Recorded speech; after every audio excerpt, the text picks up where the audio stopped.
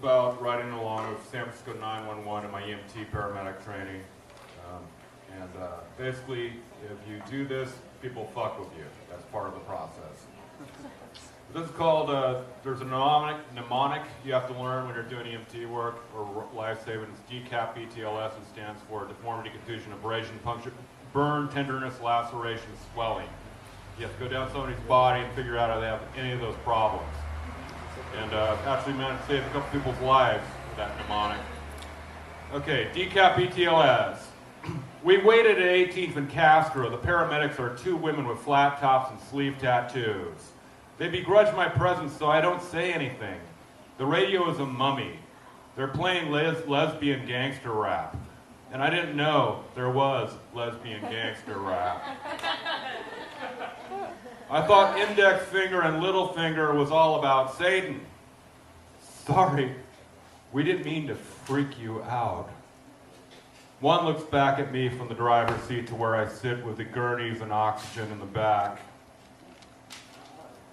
That's all right, I said. I'm cool with eating pussy.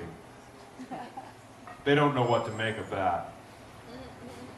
Our first call, a woman spiderwebbed the car window on 16th and Church. Her bike was totaled. Her shins were laid open. She was crying. A stunned Asian woman in the passenger seat, this last detail a bit fuzzy. Two ambulances, some cops, a fire truck. We C-spined her, strapped her flat, lifted her in, went into warp drive, arrived at General. The surgeon is an arrogant young stud. He touches the back of her neck like Jesus or a rock star, takes her collar off. The trauma OR is cold and the light is harsh. UV radiation retards bacteria.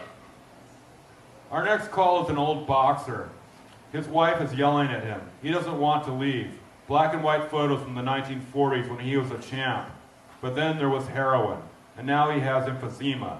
His oxygen has been out for days. Christine, the paramedic, is yelling at him.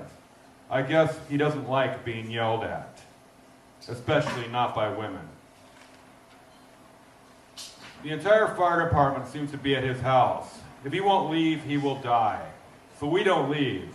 He has a walker with a plastic bag tied to it, inside a pack of Cools. You got to go, Max, says the man's wife.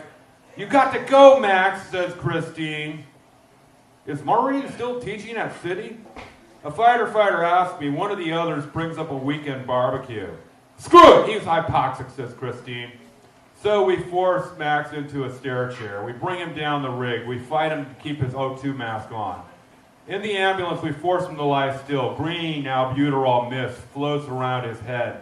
Try to force his lungs open, but the prognosis is not good. Later that night, we posted at Civic Center and watched There Will Be Blood on Charlene's laptop. Thank you. Yeah!